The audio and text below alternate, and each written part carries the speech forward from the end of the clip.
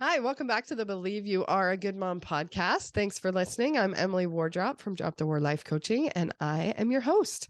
Today, I am sharing one of my T1D Moms Support Group calls. I every Tuesday morning at 9:30 a.m. Mountain Time, I meet with other moms who have children with type 1 diabetes, and we support each other, and we do some coaching, we do some meditation, we do some learning, all the things. It's all just sort of up to whoever shows up. So this morning I was the only one who showed up, so it was just a teaching call, and I thought I would just throw it up onto my podcast. So, because this is a really important topic, whether you have kids with type 1 diabetes or not, if you have children, then your children have another parent besides you, right?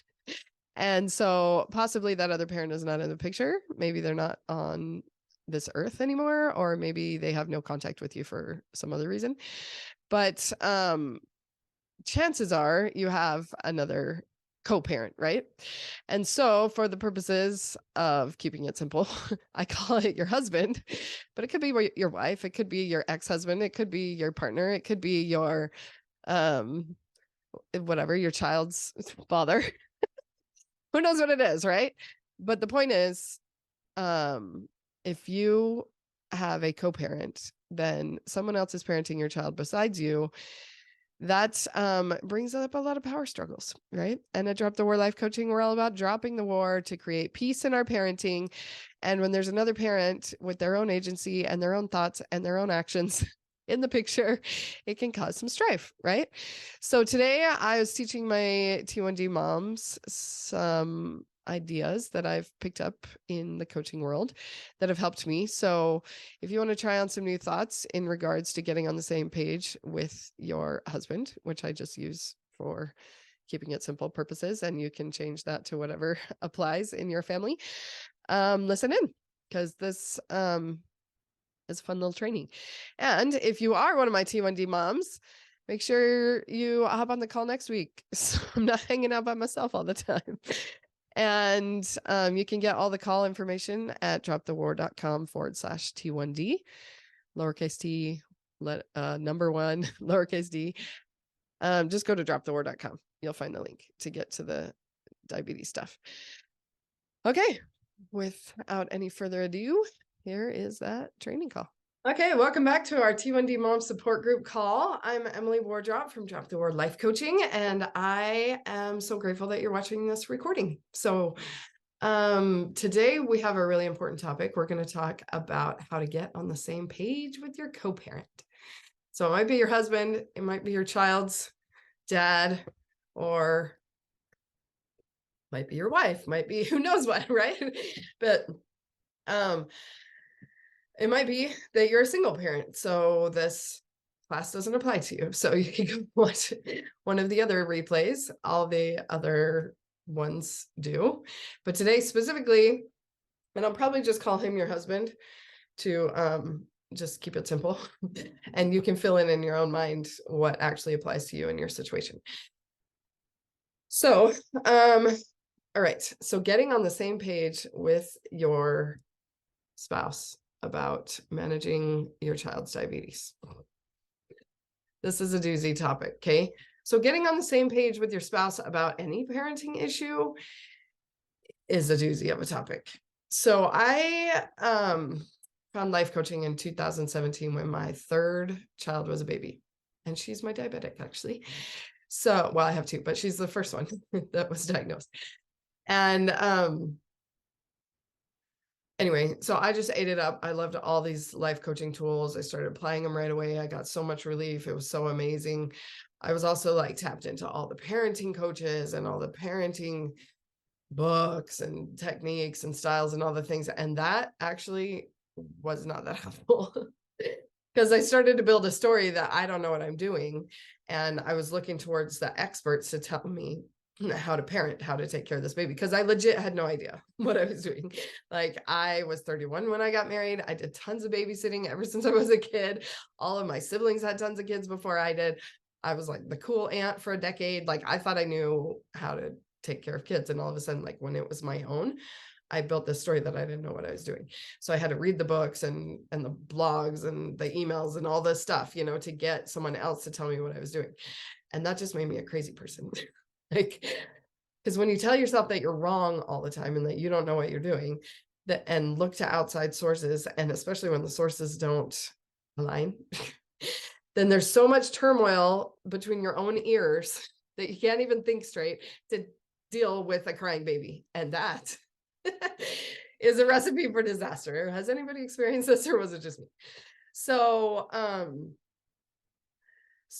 when I decided, or coaching is what helped me learn to be my own parenting expert, that I didn't need to look outside of myself for any answers, that God has given me the gift of the Holy Ghost. I have his spirit with me that can guide me and direct me. And people call that lots of different things, right? Like intuition or whatever, right? That we have our own inner knowing. Okay.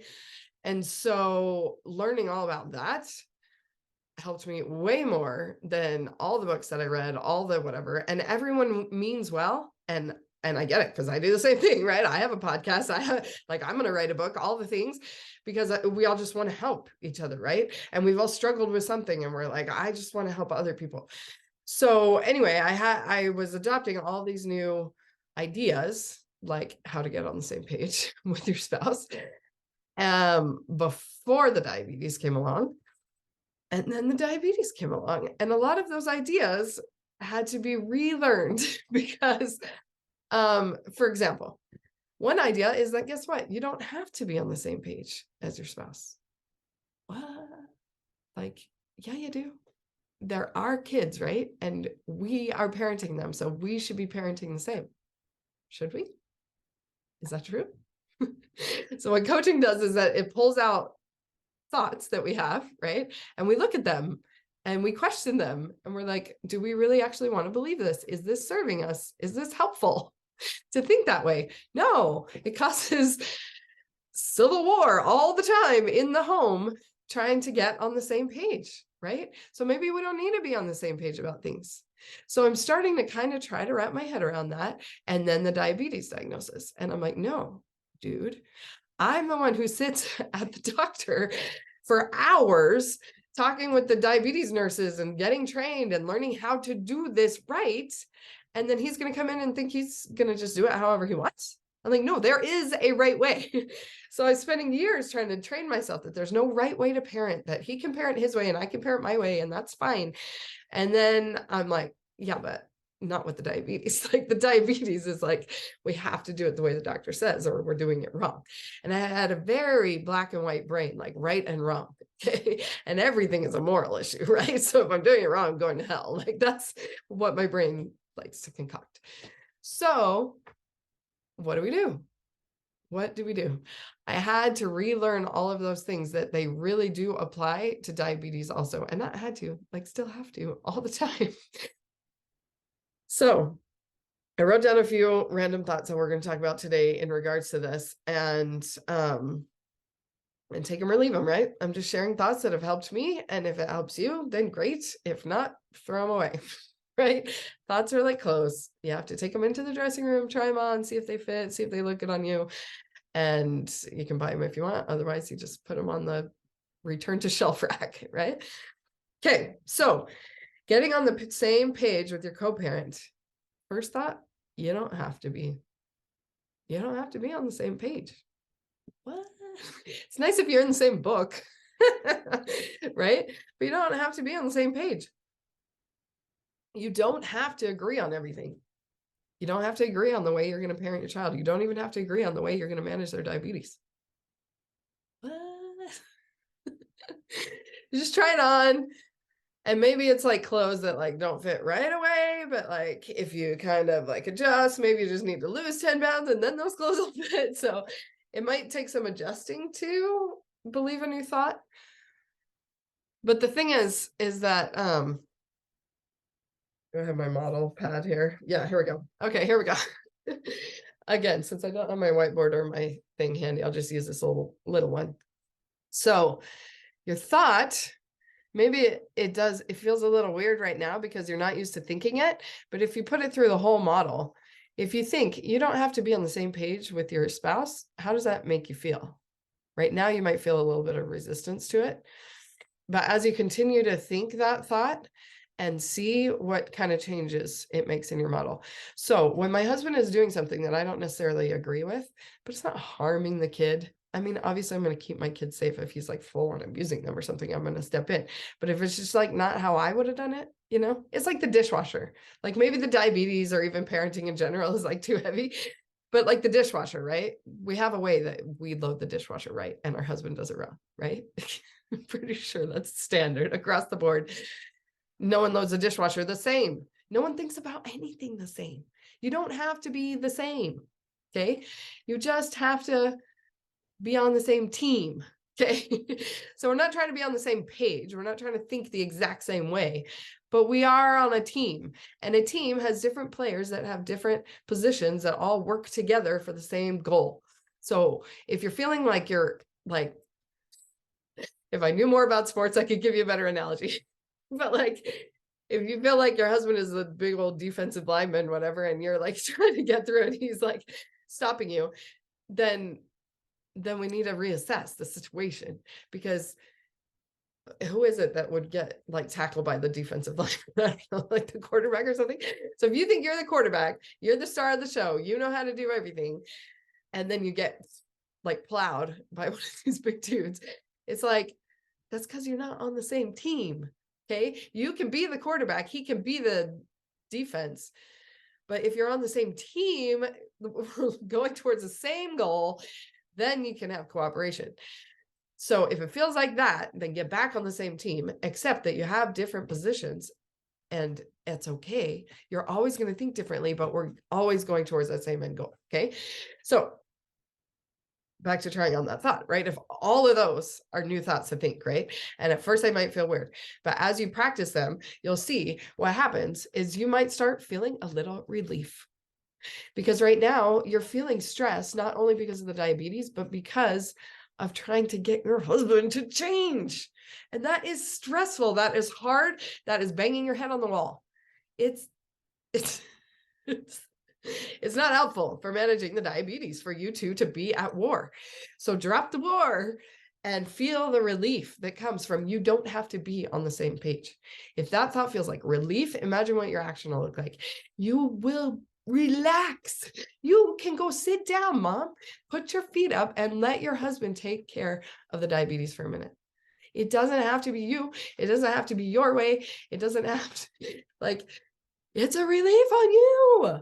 I'm here to take care of you. I know that you know how to take care of your kids' diabetes, but I'm here to help you take care of you. And one of the biggest problems is that you are trying to change your husband to get him to be you. You're a partnership for a reason. You're different. You're yin and yang. There's a reason opposites attract, because your strengths are his weaknesses and his strengths are your weaknesses, which means that together we have a lot more strength. But instead we want to butt heads about it and change them. We don't need to change them. We need to embrace who they are and put your feet up, relax, let him take care of it for a minute. Let him learn how. You've done all the learning, and teaching him everything that you learned is not how he's going to learn. He's going to learn by experience. And so you got to be smart. You're not going to let him kill your kid. like you can kind of manage a little bit, but don't micromanage. Okay. I'm telling myself, because I'm just talking to a green dot right now. Nobody's on the call today, but thank you for watching this replay. This is going to be really helpful, I promise, once you try it on and you try it. So these thoughts, like, try it in your action line. Try sitting down, relaxing, and letting him take over. You do not have to be on the same page. I know it's brain blowing and it's not fun to have our brains blown, but just try it on and see. Okay. Now, you are right. Okay. I'll give you that. The way you're doing it is right. So you just keep doing you. You do you, boo. I want you to hear that all day. You do you, boo. You just do you. It's okay to be yourself. Yourself knows the right answer because you're tapping into your own intuition. You're being your own parenting expert. And then you do you. The dance will change. When you've learned new techniques and you're really excited about them and you want to try them out, whether parenting in general or managing the diabetes, you do it and the dance will change. You and your husband have a dance that you've been dancing your whole married life, maybe even before then, right? The whole time you've known each other. And if you start doing the tango while he's still doing the cha-cha, it's going to be really awkward at first, but the dance will change. Like he'll adjust to your new moves. Be the example of what's possible. Show him that if you manage it this way, it works great. And guess what might happen? This has happened to me so many times I don't even want to admit, because I like to be right. And I'm okay saying that because I know that my brain's job is to prove itself right. So it's not that there's anything wrong with me that I want to be right. There's nothing wrong with you that you want to be right. Everyone wants to be right because that's the point of your brain. That's one of its jobs, is to prove itself right. But there's been a lot of times that he was right. And the way he does it is awesome. And I've adopted his way. So if you want to get on the same page, try getting on his page. What? So if you full on know 100% his way is wrong and you don't want to do it, then just stay on your page and stay in your own lane. But try it every now and then. Oh, maybe he's right. That's a thought you could try on. Maybe he's right. And being wrong is rough. It's hard because we want to be right all the time. But I just heard this really fun analogy from Candace Toon, is another life coach. She's amazing. Coaches on marriage. So if this is like a really sticky point for you, Candace Toon is really good. Candace with an I, Toon with an E. Look her up on Instagram and stuff. What was her analogy? So imagine you're at a concert and you're really excited. You're there with your girlfriends. You're at this concert, and the usher comes up to you and says you're in the wrong seat. You're like, what? No, I'm not. Who got this wrong? We start blaming, right? We don't like shaming. We're like, oh, I couldn't have gotten that wrong. Someone else must have looked at the tickets wrong. Like, and then we follow the usher or whatever. We go to our seats and they're like right up front, the best seats in the house. All of a sudden, we're like, not that upset that we were wrong. Like, sure, I'll take these seats instead.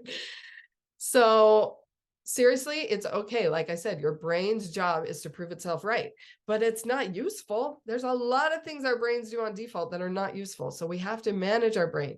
We have to do things intentionally. We have to use that prefrontal cortex instead of just letting the lower brain run on default. So I don't remember where that was going. So the dance will change. You do you do what you want to do. If you think you're right, go ahead. But that it's fun to be wrong. That's where we were at. So it's okay to be wrong sometimes.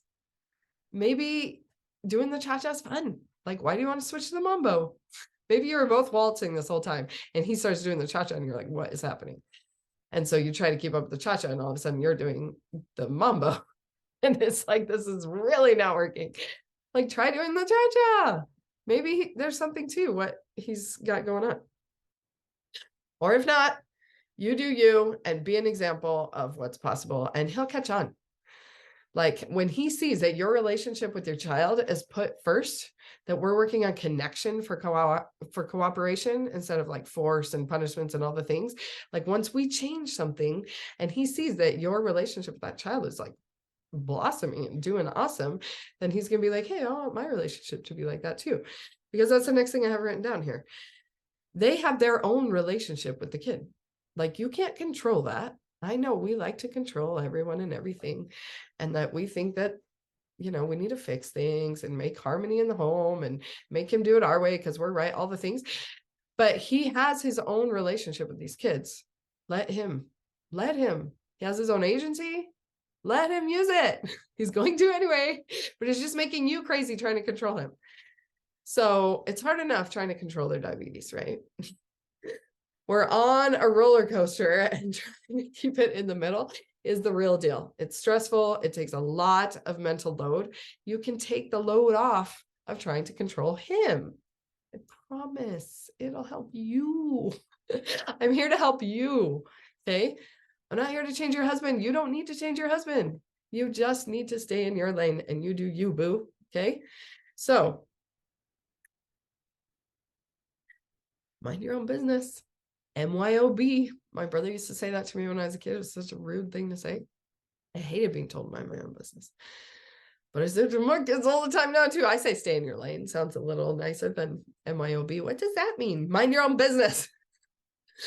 But I have a couple times while I was dysregulated maybe said that. My dysregulated brain goes to the trauma of my childhood, right? And my brother saying that to me. But literally, there's God's business, there's your business, there's your husband's business, there's your child's business, there's a lot of people's business. Stay in your own, okay? It's hard enough. Like, we have enough business we need to take care of. We don't need to take care of husband's business, okay? So mind your own business. Stay in your lane. I know we're married and we think we're supposed to be in the lane together. Yeah, there's time for that. But we also need to stay in our own lane, okay?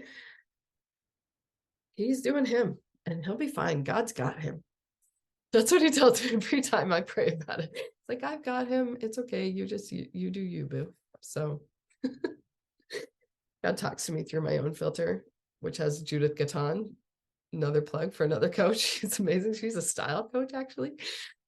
You do you, boo. Okay. Stay in your own lane. Mind your own business. Okay. So like I said earlier, of course you want to keep the child safe. So don't be dumb.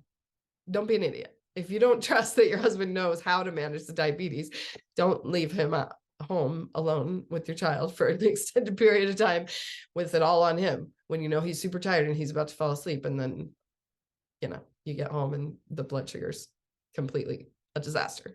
Like, don't let that happen.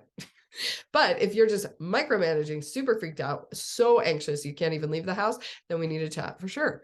Because that is not a way to live your life. I'm a life coach. I'm going to coach you into loving your life. And that doesn't feel good. It does not feel good to not trust other people. So if he's trustworthy, then I can work with you to help you trust him. If he's not trustworthy, then yeah, don't trust him. But there's a difference. And if you don't know the difference, we can work it out and figure out which it is. So be smart, but let them have their agency because they have it either way. It's true. He's going to do him. And trying to control him is just banging your head on the wall. So let's not do that anymore. No one else joined us today? All right. I got to work harder to get people on this call. But in the meantime, thank you for watching the replay. Anything else we want to talk about getting on the same page? Let's just review some thoughts real quick, okay? You don't need to be on the same page. What? Your husband has his own relationship with these kids. He can do things his own way. Maybe he's right. It's okay if he's wrong. Stay in your own lane. Any of these thoughts resonating with you? Any of them you want to try on, see what happens with the rest of your model when you're thinking that thought instead? Let's chat. You can do a free relationship boost call with me anytime on Zoom, just you and me. You can get on these calls, it'll be just you and me too, because nobody's here. For now, I don't know when you watch this replay. Hopefully we'll start getting some people. I know we're all busy mamas, but we have to take the time to take care of ourselves. So congratulations on taking the time to watch this and take care of yourself. Or listen to this, actually. Maybe I'll upload this episode to my podcast. And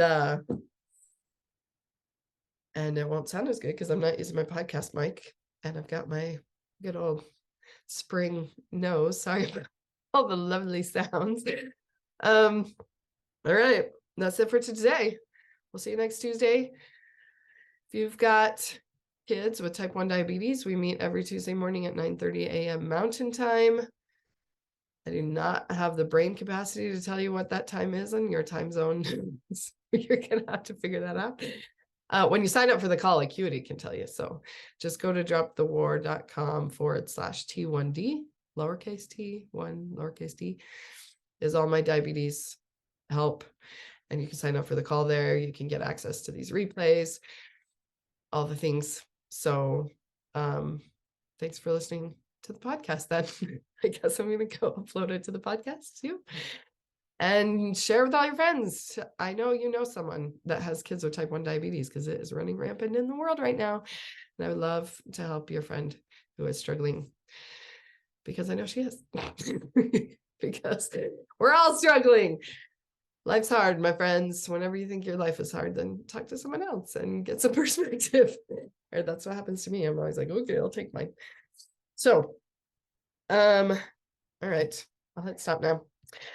Have a great day. I'll see you next Tuesday. And thanks for listening. Bye.